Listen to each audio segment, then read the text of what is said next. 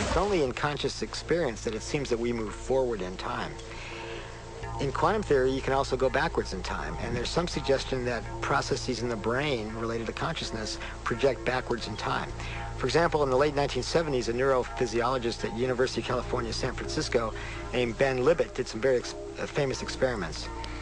What Libet did was study patients who were having neurosurgery on their brains, with their brains exposed, while they were awake. They were given a local anesthetic to numb the area of the skull and scalp to access their brains. And they were awake, and Ben would talk to these people.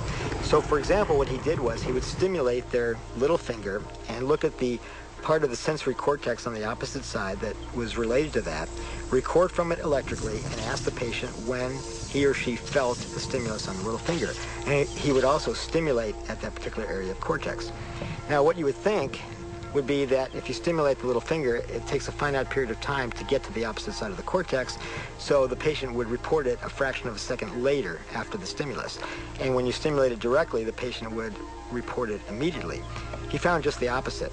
When he stimulated the little finger, the patient felt it immediately, and when he stimulated directly in the cortex, there was a delay. After sorting through all the data and repeating this over and over, Libet came to the conclusion that somehow the brain was projecting information backwards in time, so that it did take a finite amount of time to get to the sensory cortex, but the brain projected it backwards in time so that the conscious perception was that the stimulus was felt when the pinch actually occurred. There have been some studies which have shown that when people are beginning to move a hand or beginning to say something, that there's actually activity in the brain and certain nerve cells of the brain even before they become consciously aware of what they're trying to do. I know it seems to me that I often do things and then decide a fraction of a second later what to do, but I've already done them. I'll be late. You can always go back in time.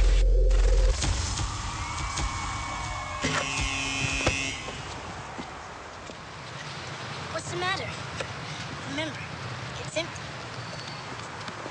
How do you know this thing? I read Dr. Quantum comics. Everybody thinks it's just kid stuff, but I know it's real. That's how I do my magic on the court. So, what they taught us in school isn't really the way it is. And that our senses are playing tricks on us. You just gotta wonder, what is this reality that we find ourselves in? Quantum physics says it's all just waves of information. Do I believe that?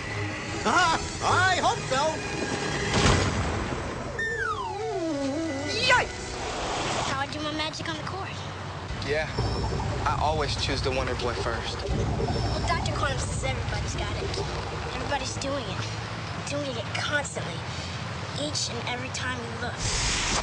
And here we are, the granddaddy of all quantum weirdness. The infamous double slit experiment. To understand this experiment, we first need to see how particles, or little balls of matter, act. If we randomly shoot a small object, say a marble, at the screen, we see a pattern on the back wall where they went through the slit and hit. Now, if we add a second slit, we would expect to see a second band duplicated to the right. Now, let's look at waves. The waves hit the slit and radiate out, striking the back wall with the most intensity directly in line with the slit. The line of brightness on the back screen shows that intensity. This is similar to the line the marbles make. But when we add the second slit, something different happens. If the top of one wave meets the bottom of another wave, they cancel each other out. So now, there is an interference pattern on the back wall. Places where the two tops meet are the highest intensity, the bright lines, and where they cancel, there is nothing. So, when we throw things, that is, matter, through two slits, we get this, two bands of hits. And with waves, we get an interference pattern of many bands. Good so far. Now, let's go quantum.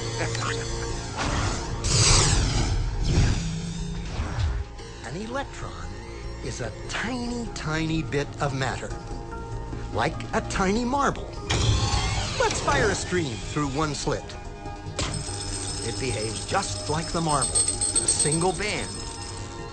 So, if we shoot these tiny bits through two slits, we should get, like the marbles, two bands. What? An interference pattern. We fired electrons, tiny bits of matter through. But we get a pattern like waves, not like little marbles. How? How could pieces of matter create an interference pattern like a wave? It doesn't make sense. But physicists are clever. They thought, maybe those little balls are bouncing off each other and creating that pattern. So they decide to shoot electrons through one at a time. There is no way they could interfere with each other. But after an hour of this, the same interference pattern is seen to emerge. The conclusion is inescapable. The single electron leaves as a particle, becomes a wave of potentials, goes through both slits, and interferes with itself to hit the wall like a particle. But mathematically, it's even stranger. It goes through both slits, and it goes through neither. And it goes through just one, and it goes through just the other. All of these possibilities are in superposition with each other. But physicists were completely baffled by this. So they decided to peek and see which slit it actually goes through. They put a measuring device by one slit to see which one it went through and let it fly. But the quantum world is far more mysterious than they could have imagined. When they observed, the electron went back to behaving like a little marble. It produced a pattern of two bands, not an interference pattern of many.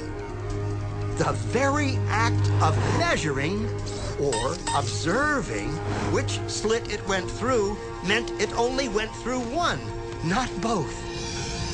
The electron decided to act differently, as though it was aware it was being watched. And it was here that physicists stepped forever into the strange, never-world of quantum events. What is matter? Marbles or waves? And waves of what? And what does an observer have to do with any of this? The observer collapsed the wave function simply by observing.